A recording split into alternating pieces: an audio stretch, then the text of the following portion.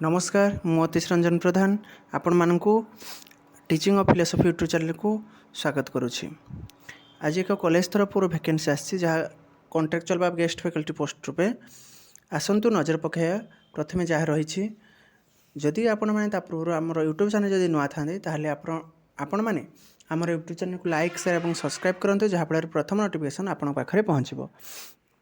आसतु देखिए प्रथम जहाँ रही कामागन हायर सेकेंडरी स्कूल तरफ वैकेंसी आसी बरगढ़ डिस्ट्रिक्ट रे बिलोंग करुच्ची। आसतु देखा कौन कौन क्यों क्यों पोस्ट वैकेंसी रही जदि आम देखा यार इंटरव्यू डेट रही 24/10/2025 रही।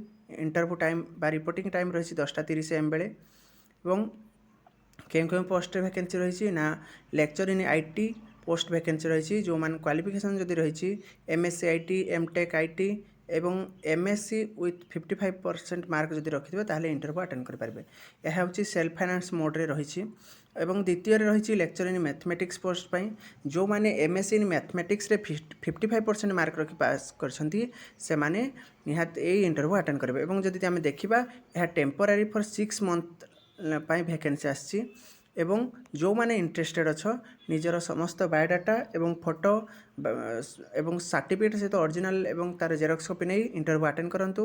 एवं जदि किसी अधिका विषय जदि कॉलेज विषय जानवा चाहते तले कॉन्टैक्ट नंबर दिया कॉन्टैक्ट करेंगे कि कॉलेज वेबसाइट रे विजिट करी देखिपारे। थैंक यू नमस्कार।